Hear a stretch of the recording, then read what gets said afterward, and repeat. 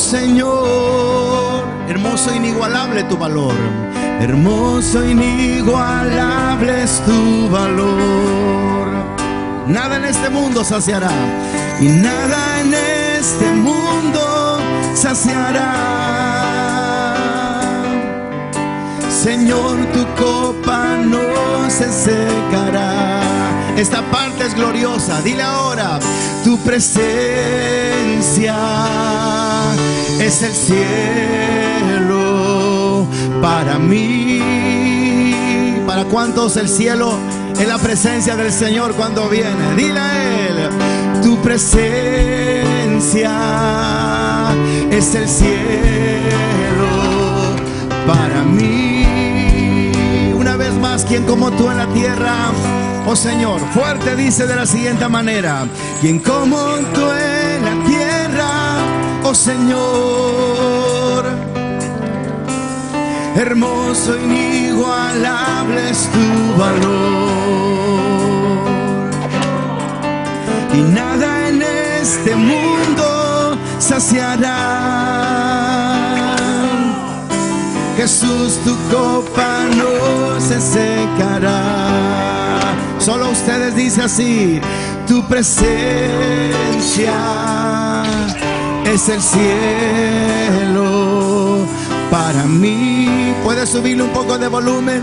Si se equivoca no importa, ya somos dos, pero hágalo con el corazón. Dice: tu presencia es el cielo para mí. Tesoro de mi alma y corazón, con tus manos en alto, dice así: tesoro de mi alma y corazón, me das tu gracia aunque débil soy.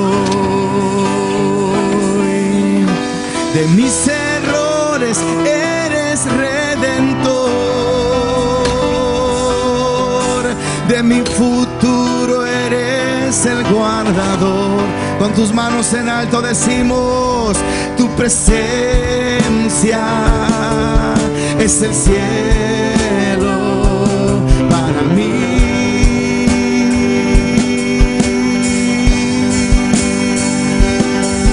Tu presencia es el cielo para mí.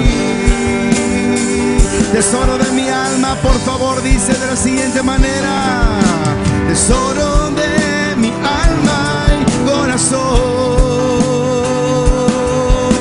me das tu gracia aunque débil soy.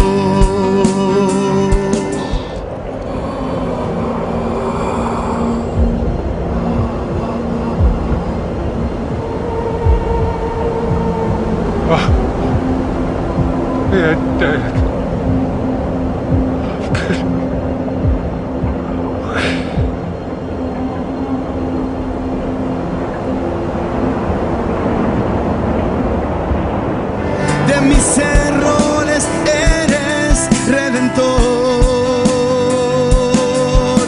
de mi futuro eres el guardador. Quiero escuchar sus voces. Tu presencia es el cielo para mí.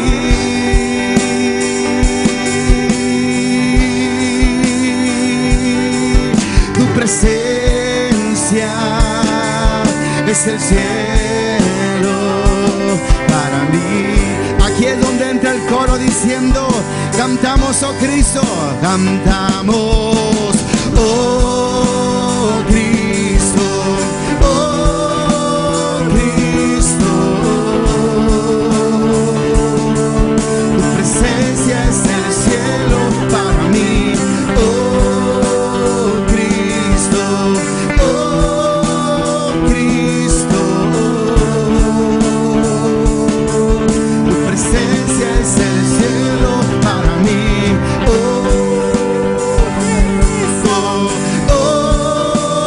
Cristo.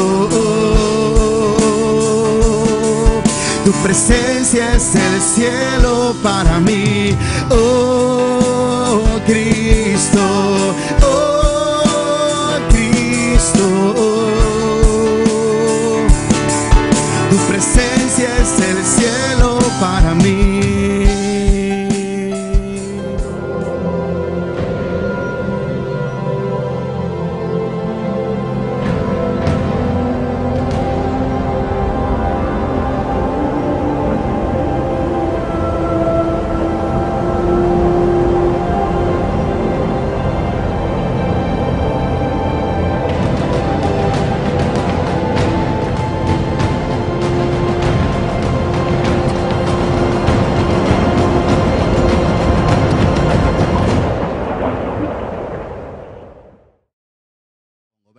Entonces, yo quiero que hoy hablemos de el poder de la resurrección. Diga conmigo, el poder de la resurrección. Resurrección o resucitar es volver a la vida. Escúcheme con atención. Es volver a la vida, es restablecer, es dar un nuevo ser a algo. Y eso solamente Dios lo puede hacer. A mí me bendice muchísimo, y perdóneme si usted recordará que hace un año específicamente les leí tal vez el mismo texto, pero la Biblia habla en el libro de los Hechos que la muerte no pudo retener a Jesús. ¿Por qué? Porque lo que hace que nosotros seamos candidatos a morir es que vivimos en pecado. La Biblia dice que la paga del pecado es muerte. ¿Usted sabe por qué somos dignos candidatos de morir? Porque somos pecadores. Si nosotros fuéramos una persona que viviéramos en santidad o santos, que no hubiéramos nacido como nacimos de carne, como lo hizo Jesucristo, que fue a través del Espíritu Santo, nosotros podríamos librar la muerte. Sin embargo, no lo podemos hacer porque la paga del pecado es muerte. Hoy quiero que vayamos con nuestras Biblias a la primera carta del apóstol Pablo a los Corintios, capítulo 15, por favor, y leamos este pasaje que en lo particular a mí me bendice mucho, porque habla del fundamento de nuestra fe. En el encabezado encontrará que dice la resurrección de los muertos, y vamos a leer el capítulo 15 de primera a los Corintios, el versículo número 12. Cuando todos lo tengan pueden decir amén. Dile a tu vecino, qué bueno que viniste, aunque sea temprano, dile, o sea, tempranito estuviste acá, qué bueno que viniste, porque Dios tiene una palabra para ti. Y usted devuélvasela, por favor, ¿verdad? Si ya está despierto, dígale, lo mismo deseo para ti. Dice la Biblia, pero si se predica de Cristo que resucitó de los muertos. Este es el apóstol Pablo. Pablo le decía a la iglesia que estaba en Corinto, bueno, si se predica de Cristo que resucitó, ¿cómo es que no hay resurrección de los muertos? Le aclaro esto. En algún momento alguien llegó a decir, no, no existe la resurrección. Otros más decían que ya se había efectuado. Este es el caso. Pablo les está diciendo, ¿cómo es que no existe la resurrección si Cristo resucitó? Ahora sígame por favor con atención. Como dicen algunos entre vosotros, ¿cómo dicen, perdón, algunos de entre vosotros que no hay resurrección de los muertos? Porque si no hay resurrección de muertos, tampoco Cristo resucitó. Y si Cristo no resucitó, yo quiero que lea ese versículo 14. Dice, y si Cristo no resucitó, vana es entonces nuestra predicación, vana es también vuestra fe. Mire lo importante y mire el nivel de bendición o de importancia donde Jesús pone la resurrección. El apóstol Pablo dice a la iglesia de Corinto, si Jesús no hubiera resucitado, entonces tampoco nosotros vamos a resucitar. Ahora, quiero que usted piense en lo que le voy a decir. ¿Usted cree que un día nosotros vamos a ser resucitados? No me conteste amén o no amén. No, solamente póngase a pensar en esto. ¿Usted cree que un día vamos a resucitar de los muertos si tenemos a Cristo en el corazón? Pueden haber diferencia de pensamientos. Uno van a decir, no, pero ¿cómo? ¿Cómo vamos? Ese es un misterio, hermano. Pero la Biblia dice que las personas que mueren en Cristo Jesús, después de que mueran, cuando se escuche la final trompeta, porque dice la Biblia que se sonarán las trompetas y los muertos en Cristo van a resucitar primero. Compréndame esto, o trataré de explicarle esto con esta pregunta. ¿Usted cree en eso? Si usted me dice, hermano, no creo en eso, usted tiene el derecho de vivir como quiera, porque no lo cree y no lo voy a hacer cambiar. Yo le animo a que cree en esto porque la Biblia lo dice. Pero si usted no cree en esto, usted puede vivir como sea. Pero si usted cree que un día Dios nos promete que vamos a resucitar, así como Dios resucitó de los muertos a Jesús, entonces nosotros tenemos que vivir bien para Él. ¿Por qué? Porque si tú y yo no vivimos correctos ante Dios, aunque creamos que existe la resurrección de los muertos, entonces no vamos a resucitar. O mejor dicho, vamos a resucitar, pero para condenación. Esto parece una película de ciencia ficción. Y cuando yo lo leía hace tiempo atrás, o alguien me lo compartía, yo pensaba que esto era una verdadera ignorancia de la gente, porque decía, pero ¿cómo van a resucitar? Usted a través del video vio algunas imágenes, unas ideas de lo que el productor hizo, de cómo Jesús resucitó y de la voz que se escuchó. No sabemos a ciencia cierta cómo fue, pero una cosa sí te digo, mi hermano. Yo sé en mi corazón, aunque yo no lo vi, aunque yo no fui un testigo ocular o evidencial de Jesús estuviera levantándose esa tumba, no lo vi, pero en mi corazón yo lo creo, yo sé que así fue, aunque no lo haya visto. La Biblia lo dice y yo lo creo. Entonces, si yo creo que Jesús resucitó, entonces también yo creo que un día voy a resucitar con Él, siempre y cuando vivamos correctamente. Por eso vale la pena. ¿Por qué cree que uno predica la palabra para que la gente se salve? ¿Por qué cree que uno predica la palabra? ¿O por qué uno cree que vive bien? ¿Se ha dado cuenta que uno tiene que levantarse por las mañanas y orar y decir al Señor, fortaléceme en este día? ¿Por qué creen que estamos, con el perdón de la palabra, como disco rayado, diciéndole, hermanos, no se olviden de los 4 fundamentos en la iglesia: orar, ayunar, leer y congregarse? No sé si en algún momento te ha pasado la idea de decir, ni el pastor ni me mira, o ni el pastor me ve. Bueno, con la que te hago trato aquí es con mi esposa, y como nos tapamos con la misma sábana, le digo, viejita, nada de decirle al pastor que no ayuno, nada de decirle al pastor que de repente te pego tus trancazos como el Manny Pacquiao, nada de decir al pastor que de repente se me sale una que otra culebra de la boca, nada de decirle que le bajo el cuero al pastor después de que predica, nada. Estamos a mano, tú no lo haces, yo no lo hago. Hermano, se está engañando. Porque si nosotros estamos, hermano, viva bien, viva en santidad, es porque sabemos que un día viene este día, el día que vamos a resucitar, el día que Dios nos va a levantar de los muertos para estar con el Señor. Porque si nosotros creemos que Jesús resucitó, entonces también creemos que un día vamos a resucitar y vamos a estar con el Dios Todopoderoso. Pero qué interesante es que si tú no oras, si tú no lees, si tú no ayunas y si no te congregas, vas a perder la línea, vas a perder la visión, vas a perder la santidad y vas a perder la bendición de ser un día, ser parte de esta bendición tan linda como es la resurrección. Hoy en la tarde, porque no nos iba a dar tiempo de hablar todo hoy, voy a hablarle de cómo Jesús o cómo Dios ha hecho esto en innumerables momentos, en muchos momentos. Por ejemplo, lo hizo en el Antiguo Testamento con un hombre que ya estaba muerto, y se lo voy a dejar ahí como en suspenso.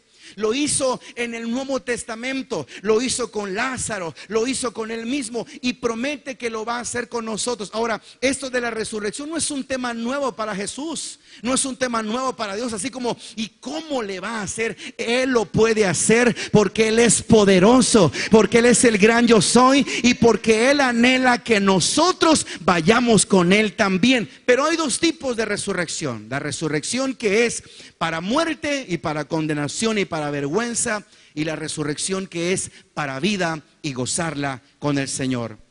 Vamos a leer rápido algunas citas bíblicas en Hechos capítulo 2, por favor. Es el texto que hace un momento que les dije que para mí es una bendición. El capítulo 2, versículo 22 dice de la siguiente manera, por favor, ¿me pasas el pañuelo? Cuando todos lo tengan, pueden decirme amén. Muchas gracias. Dice de la siguiente manera, capítulo 2, versículo 22. Este es el apóstol Pablo después de que el Espíritu Santo ha venido sobre él y ahora tiene valor, tiene fuerza, tiene autoridad, tiene esas agallas que en algún momento se le fueron y que fueron parte de la negación a Jesús. Acuérdense, cuando Jesús estaba orando y necesitó de la ayuda de esos amigos más cercanos, dice la Biblia que se iba a un monte a orar. ¿Se acuerdan, verdad? Se fue a un monte a orar y de entre los que llama a Pedro. Pero Pedro ya empezaba a convivir con personas extrañas, empezaba a dejar de orar y empezaba a seguir de lejos. Esto lo predicó mi pastor hace unos días también ahí, estando en el huerto de Getsemaní. Y recuerdo que eso conmovió mucho mi corazón, porque aunque yo lo sabía, porque ya lo había escuchado predicar, removió lo más íntimo de mi ser, porque mi pastor decía, bueno, hermanos, decía, Pedro no crean que era un improvisado apóstol. Pedro, cuando le dijo a Jesús, nadie te va a tocar, si es tanto es así, yo voy a morir por ti. Él lo estaba diciendo de verdad. Como en algún momento alguien ha dicho, yo nunca me voy a alejar. Como alguien ha dicho, yo nunca voy a dejar los ministerios, yo nunca me voy a alejar del Señor, nunca lo voy a seguir de lejos. Tal vez lo hemos dicho. Sin embargo, algo pasó y fue por un descuido. Ahora, después de que viene el Espíritu Santo, la Biblia dice que el apóstol Pedro toma una autoridad gloriosa, y este es el que está hablando en esta porción de la palabra. El versículo 22 dice, varones israelitas, o sea, les está diciendo a ellos, les está encarando y les dice, oíd estas palabras: Jesús Nazareno, varón aprobado por Dios. Imagínense, se está parando entre ellos. ¿Saben qué? Jesús era un hombre aprobado por Dios entre vosotros, con las maravillas, prodigios y señales que Dios hizo entre vosotros por medio de él, como vosotros mismos sabéis. O sea que dijo, no os hagáis. Versículo 23, a este entregado por el determinado consejo y anticipado conocimiento de Dios. O sea, les decía, no crean que a Dios se le salió de la mano, ya Dios sabía lo que iba de hacer. Dice el apóstol, lo prendisteis y lo matasteis por manos de inicuos, crucificándole. Lea conmigo el versículo 24, dice, al cual Dios levantó sueltos los dolores de la muerte, por cuanto era imposible que fuese retenido por ella. Diga conmigo, era imposible.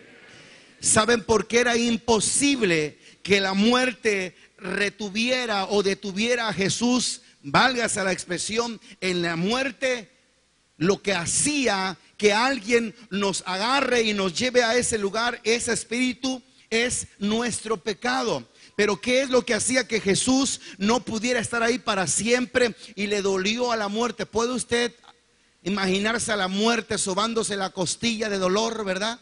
Porque uno sabe, hermano, que la muerte es un espíritu y va a ser destruido y va a ser humillado. Pero lo interesante es saber que ella no lo pudo retener, no lo pudo detener. Por eso nuestro Señor Jesucristo vive, está en los cielos, es eterno, está entre nosotros, viene por su iglesia y merece toda la honra y merece toda la gloria.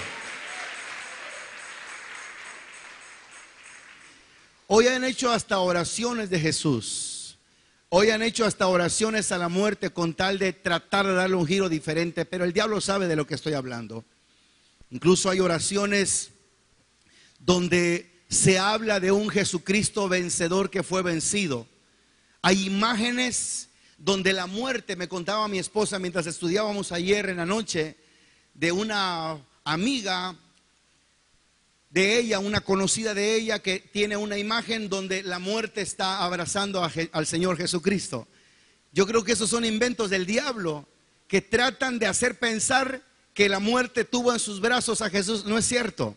Jesús bajó a las profundidades del abismo con un propósito: predicarle a esa gente y decirle, lo que yo pise o lo que yo pasé era real. O sea, Jesús cuando baja y desciende a la sepultura, no es que se quedó durmiendo pasivamente, no. Él fue y compartió y le habló a toda esa gente que estaba en el seno de Abraham para podérsela llevar al Dios Todopoderoso y estar en el paraíso. Ahora, esa es una enseñanza bastante grande como para poderla hablar ahorita. Pero lo que yo quiero sacar a colación o quiero sacar de todo lo que le he dicho es de que lo que hace que alguien muera y no se pueda levantar de ahí es que somos pecadores. Porque la Biblia dice que la paga del pecado es la muerte. O sea, ¿por qué vamos a morir nosotros y nos vamos a quedar ahí seriecitos en una tumba? Porque hemos pecado. Pero Jesús no pecó. Jesús no se encontró pecado en él. Vamos a buscar lo que dice en Pedro,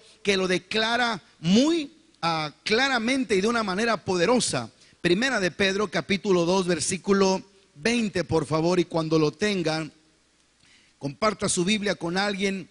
Y si no, tenemos ahí en la pantalla ese texto. Primera de Pedro capítulo 2 versículo 20 dice: pues qué gloria es o qué bendición es, dice, si pecando sois abofeteados y lo soportáis. O sea que si tú eres humillado, abofeteado, lastimado y lo soportas, pero lo hiciste con alevosía y ventaja, dice, ¿qué bendición hay? ¿Qué gloria es esta? Dice, mas si haciendo lo bueno sufres y lo soportas, dice, esto ciertamente es aprobado delante de Dios. ¿Me siguen hasta acá, iglesia?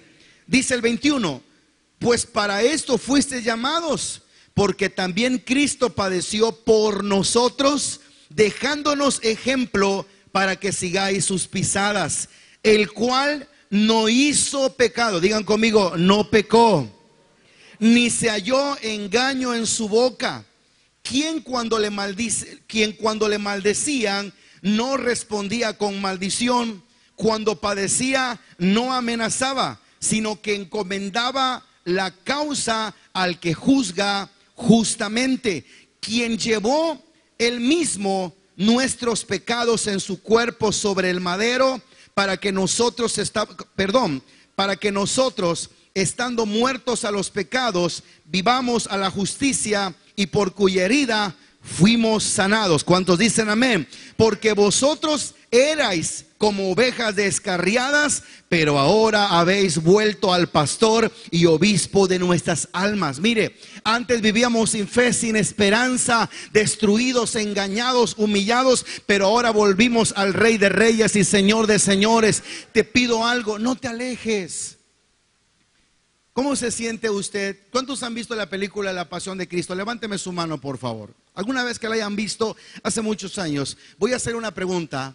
¿Cómo se sintió cuando vio por primera vez esa película? ¿No es cierto que fue muy sonada esa película en los cines? Incluso hubieron pastores que rentaron las salas completas para evangelismo, y lo sorprendente es que la gente entraba. A mí me tocó ver a una persona salir del cine temblando, una señora grande de edad, y su hija poniéndole alcohol en su cabeza, y ella salía así como dándole un ataque de nervios. Y lo sorprendente es que mientras oraban por ella, era una persona inconversa, decía, es que esa película, decía la hija, es una exageración. Esa película no tienen que pasarla. Y mucha gente censuró esa película porque decía, eso va en contra de los principios bíblicos, eso va en contra de la fe del Señor. Y hubieron debates incluso en la televisión. ¿Por qué? Porque muchos piensan que esa película es una exageración. Pero que cuando la Biblia dice que nuestro Señor Jesucristo fue molido por nuestros pecados, es que nos acostumbraron a ver las películas del cine mexicano, ¿verdad? Las películas donde Jesús sale caminando así como en cámara lenta y habla y dice, síganme. Entonces cuando nosotros vemos esas películas y por ahí vemos a un Jesús, ¿verdad?, que no le alcanzó como para la barba, y la barba la tiene así colgada porque no pegaba el yurex bien. Alguien que caminaba con unos pasos lentos y hablaba así, uno piensa que ese fue Jesús. No, mi hermano, si lo que Jesús vino e hizo en ese momento fue doloroso, y sabes que lo más tremendo, lo hizo por ti y lo hizo por mí. Y le decía hace un momento, lo hizo por amor. No fueron los clavos, no fue un mal plan o un plan mal trazado, fue por nosotros, fue por cada uno de nosotros. Lo sorprendente es que Él quiso pagar ese precio para que nosotros tuviéramos vida. Dígame una cosa, ¿usted ha tenido pensamientos malos?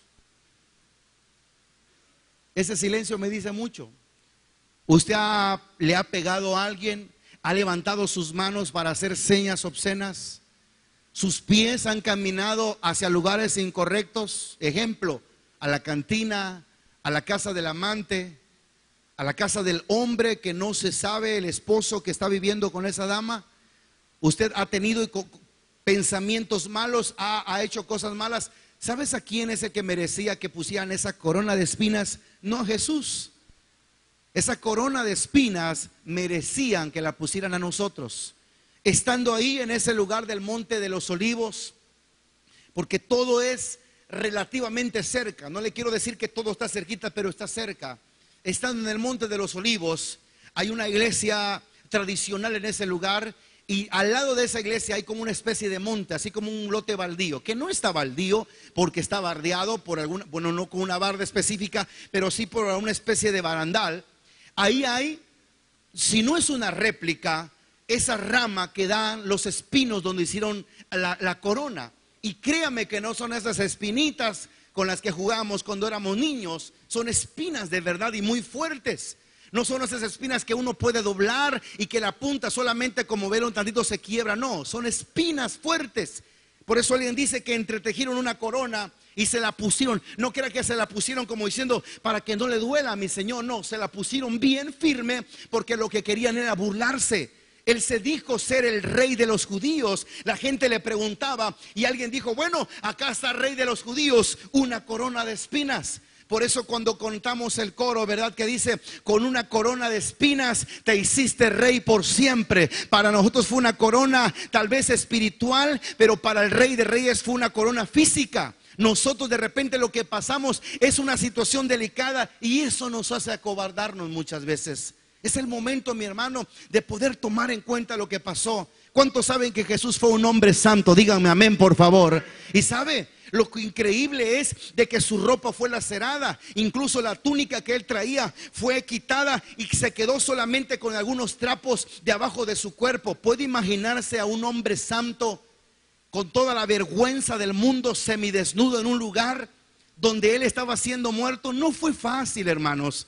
Aunque muchas personas ven el evangelio como algo fácil, como vivir sin santidad. Total, llego cuando quiero, por ahí si me dan algún cargo, si quiero compromisos, hermano, no sea una persona de ese tipo. Tome las cosas en serio, porque Jesús tomó en serio su papel estando en ese lugar y lo hizo por cada uno de nosotros. El culto de resurrección no es venir así como, uy, ya la libré, vengo en la mañana y en la tarde me echo mi escapada porque ya voy a cumplir. No se trata de venir y cumplir, se trata de venir y reconocer que todo lo que hizo Jesús fue por nosotros y por Él nosotros vamos a servirle también con todo nuestro corazón, porque Él merece que lo sirvamos lo mejor que se pueda. No somos perfectos, no somos dioses, no somos aquellas personas que no cometemos errores, pero por eso están nuestras rodillas, mis hermanos, porque el poder de la resurrección va más allá de un simple culto o de una simple actividad. ¿Sabe por qué mucha gente no vino al culto de resurrección hoy? Porque es temprano. ¿Sabe por qué mucha gente no pudo venir a la reunión hoy? Bueno, algunos porque se les olvidó o probablemente pusieron por ahí un despertador que no sonó, pero muchos dijeron, ay, qué flojera. ¿Cómo no resucitó a las 12 del día mejor para que hubiera a las 12 o en la noche? Porque a mí me gusta vivir de noche, dice alguien, ¿verdad? Y si me gusta vivir de noche, mejor en la noche hubiera resucitado. Todo eso, hermano, es símbolo de una cosa: no comprendemos el verdadero agradecimiento que debería de haber en nuestro corazón. Por eso cuando alguien viene a una reunión de resurrección, es un culto poderoso, porque sabemos que la presencia del Señor está aquí. Porque cuando nosotros hacemos memoria de lo que Él pasó, yo creo que Dios se agrada. Y yo creo que Él sabe que lo estamos haciendo solo para Él. Yo entiendo en mi corazón que cuando ponemos lo que ponemos y analizamos lo que estamos viendo, solamente, si usted quiere, una réplica, para muchos ridícula, de mucho de lo que pasó hace muchos años. Pero lo único que quiero que lleve en su corazón es que solamente Jesús lo pudo hacer. La Biblia dice, y quiero que volvamos a la primera carta de Corintios, donde estábamos leyendo hace un momento. Comprenda esto, por favor, o analicemos esto con todo nuestro corazón. Dice el versículo 14, capítulo 15, versículo 14: y si Cristo no resucitó, vana es entonces nuestra predicación, vana es también vuestra fe. Oiga, si Cristo no resucitó, ¿para qué predicamos? ¿Para qué le hablamos a la gente? ¿Para qué los invitamos para cambiar? ¿Para qué los invitamos para que le echen ganas?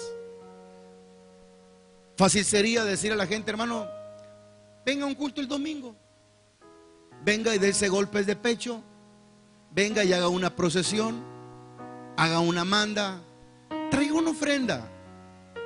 Pues ni sabemos si Jesús resucitó o no. Viva como quiera. Eso sí, trate de hacer lo bueno.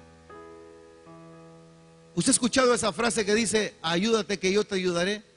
¿Sabe que mucha gente cree que eso es Biblia? No es cierto. ¿Dónde dice eso en la Biblia? La Biblia no dice, ayúdate que yo te ayudaré. Ese es el invento de alguien que tal vez no ha tenido nada que hacer, se lo sacó de la manga como para hacer creer a la gente que Dios dice eso. Pero no está en la Biblia. Vaya a cualquier pastor, a cualquier líder eclesiástico, a cualquier sacerdote, y el día que me traiga esa cita bíblica, yo la voy a predicar y la voy a decir donde quiera. ¿Sabe qué? Perdónenme, señores, porque existía. No existe. ¿Sabe qué me llama la atención de ese capítulo 15 de Corintios? Lo que dice el versículo 32. Capítulo 15, versículo 32. Si como hombre batallé en Éfeso contra fieras, dice, ¿qué me aprovecha si los muertos no resucitan? Escucha lo que dice el 32. Si como hombre batallé en Éfeso contra fieras, ¿qué me aprovecha si los muertos no resucitan? Prácticamente dice, si los muertos no resucitan, comamos y bebamos, porque mañana moriremos. Si los muertos no resucitan. Pero le cuento esto, si los muertos resucitan, si los muertos resucitarán un día y vamos con Dios, los que vivimos bien o los que vivamos mal, vamos a un lago de tormento, entonces es ahí el problema, mi hermano. Si tú y yo estamos conscientes que al estar en una iglesia es porque queremos dejar las cosas malas, entonces afirma tu corazón en el Señor. Cuando tu líder te diga, hermano, no está bien eso, no lo sigas haciendo. Cuando tu pastor te predique en este lugar y te diga, hermano, no es correcto, yo te quiero mucho. Y a veces, porque uno los quiere, hermano, les dice las cosas que son. Si yo no te quisiera, o si yo no te estimara, o si no me importaras, hermano, vive como sea. Total, a mí que me interesa. Dijera alguien, ni parientes somos, el que vas a arder eres tú. Pero sí interesante es que a veces te has molestado cuando te han dicho, varón, que tienes que vivir correctamente porque eres el pastor de tu casa. Cuando te han dicho, dama, que tienes que vivir y que demostrar que eres una verdadera cristiana. Te ha molestado. Y no es porque me lo hayan dicho, ¿sabe? Se nota. Uno lo descubre, uno se da cuenta. Simplemente la actitud que tenían antes no es la misma como cuando a veces uno empieza a llegar a la iglesia y uno quiere de Dios y uno le pregunta a la gente o se da uno cuenta y le dice a las personas, oye hermano, ¿por qué no hacen eso? Oye hermana, ¿por qué se viste así? La gente se da cuenta y uno dice, yo también lo voy a hacer. Yo también lo voy a hacer. Recordé hace unos días de cuando empezaba a llegar a una iglesia cristiana. Qué emocionante fue para mí llegar. Pero aun cuando yo llegaba y quería hacer las cosas bien, tenía, como tengo ahora, tal vez no tanto, pero en aquel momento uno de los errores más grandes es que a mí me gustaba bailar. No era un gran bailarín, pero me gustaba.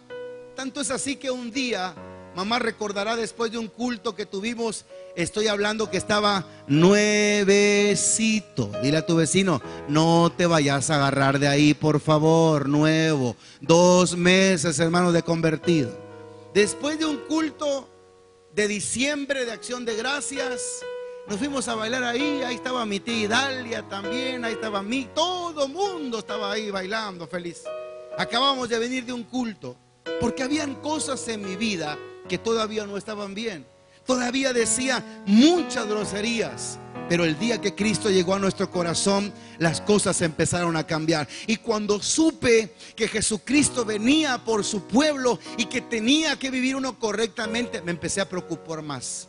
Porque todos los que estamos aquí, creo que todos los que estamos aquí, aunque usted esté cabeceando, sabe que un día Cristo viene por su pueblo, Cristo viene por su iglesia. Pero Cristo no viene por una iglesia moribunda, Cristo no viene por una iglesia mala, Cristo no viene por una iglesia a medias tintas, Cristo no viene por una iglesia que aparenta solamente. Cristo no viene y no va a resucitar a una iglesia que simplemente está aquí porque sí. Cristo viene por una iglesia poderosa. Cristo viene por una iglesia que se guardó en santidad y sin mancha. Son lindos los trajes de las panderistas, los trajes de los sugieres hoy, blancos, ¿verdad? Solamente la corbata roja, simbolizando pureza y la sangre de Cristo Jesús. Pero procuren, muchachas, que ese vestido espiritualmente no se manche en sus vidas.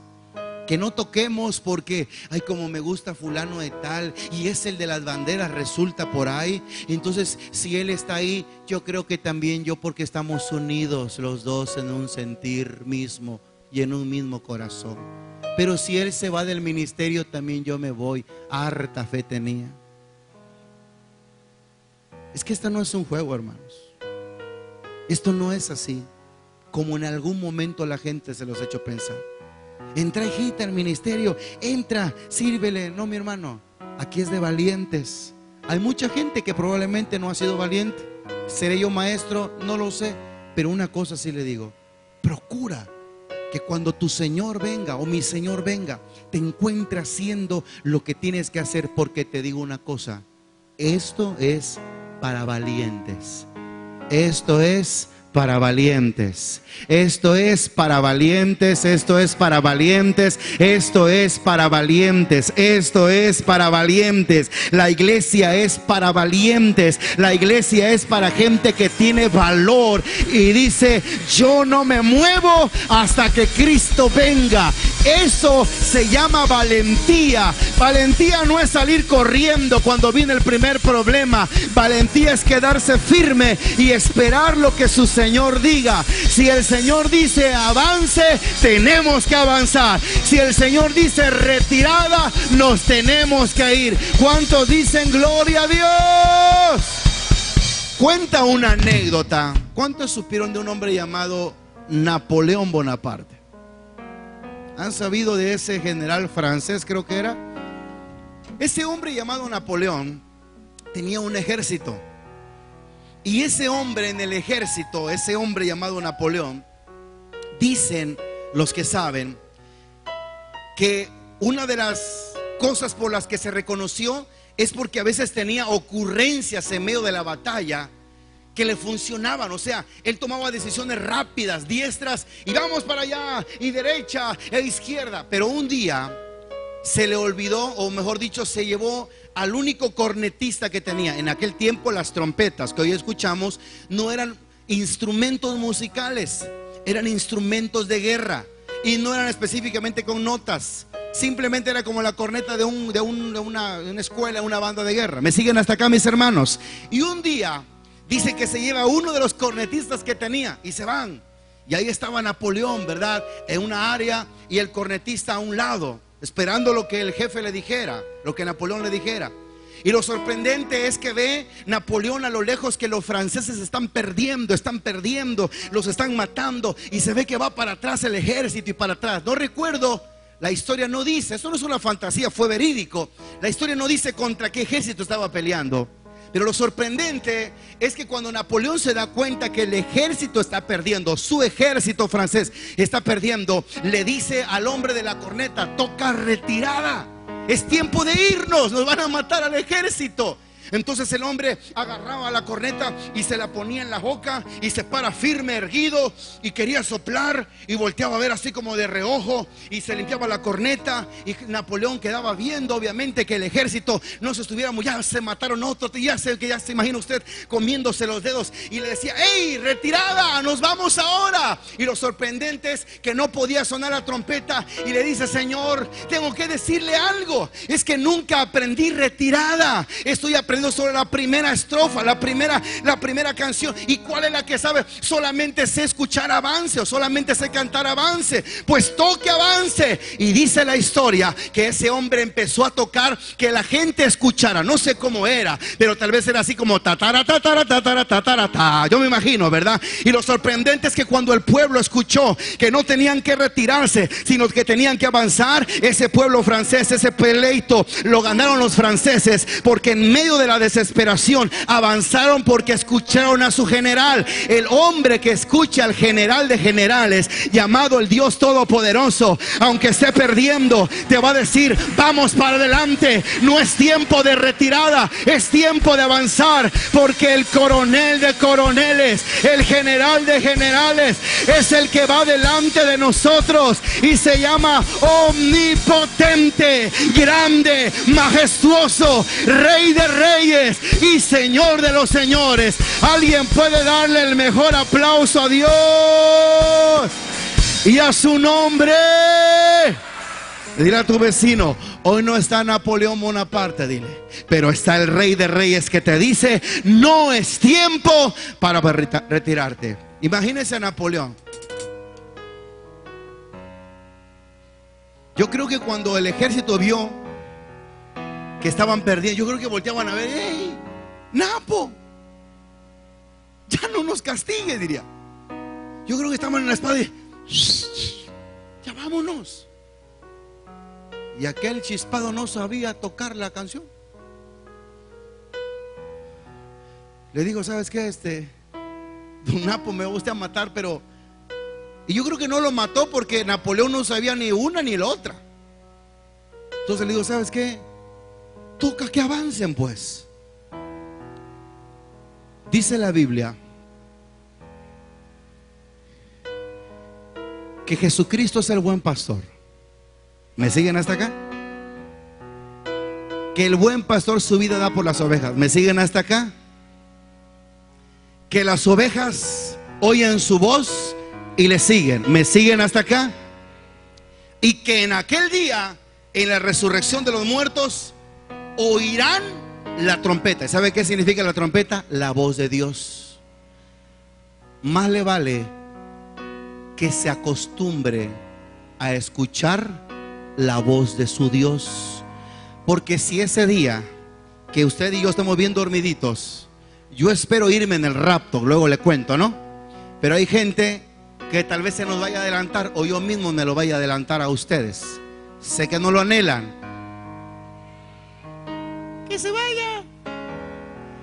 Probablemente no lo anhelen, pero yo anhelo tener mis oídos atentos, dormidito. Y puedes imaginarte el toque de la trompeta. Oiga esto, que va a hacer que los ojos de los muertos los abran y que vayan con el Señor. Hermano, que si yo fuera cineasta y hubiera hecho una película de esto, yo creo que ganaría harta paga, porque es una película.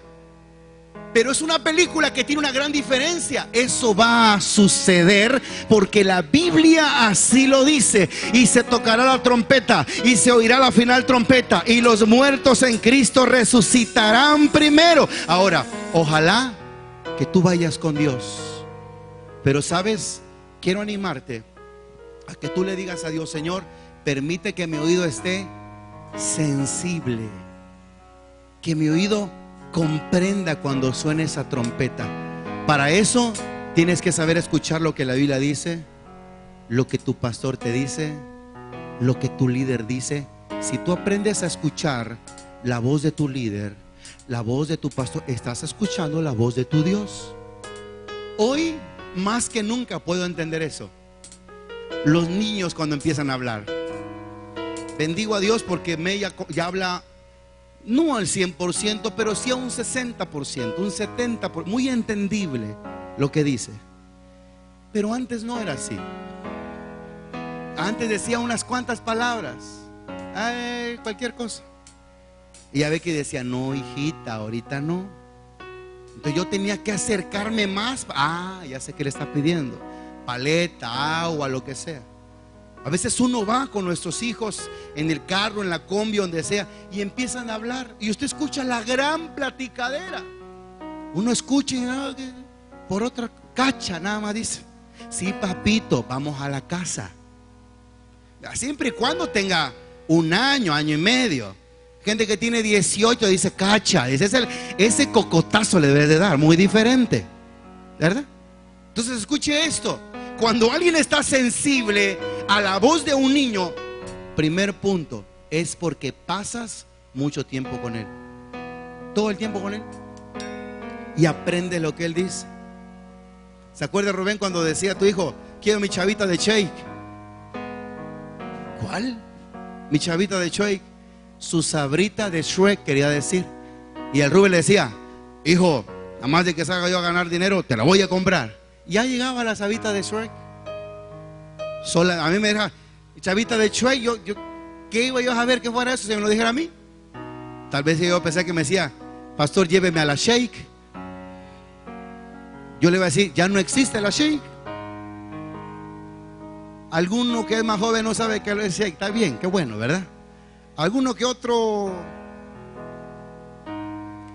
bandidín sí, ¿verdad? Una disco que estaba por ahí. Procura, mi hermano, que tus oídos estén atentos a la voz de tu pastor, a la voz de tu Dios. Yo no soy tu Dios, aclaro, la voz de tu pastor que te habla a través de lo que quiere hacer Dios en tu vida. Cuando te da un cargo, cuando te da un ministerio, cuando te disciplina, cuando te enseña las cosas, ¿sabes? Yo oro todos los días y le digo a Dios, Señor, ayúdame a ser un buen padre para Meili. No quiero ser un padre alcahuete, pero tampoco quiero ser un padre odiado por ella, porque sé que tengo que disciplinarla. Escuche, pero entre amarla y disciplinarla hay un balance que solo el Espíritu Santo me puede ayudar a tener. Porque mucha gente, por castigar de más a sus hijos, se logran llenar de odio en el corazón, ¿no es cierto? Y muchos, por no hacerles nada, un día los hijos llegan a faltar el respeto a los padres. Eso se llama equilibrio, balance. ¿Tienes un balance en tu vida? ¿Quieres ser alguien desde los que le quiere decir a Dios, Señor, tú sabes hasta dónde quiero llegar, tú sabes que te necesito, y tú sabes, Señor, que estoy acá con luchas y con pruebas, pero que en mi corazón deseo servirte? Yo quiero animarte a algo en esta hora, iglesia. Ponte de pie, por favor.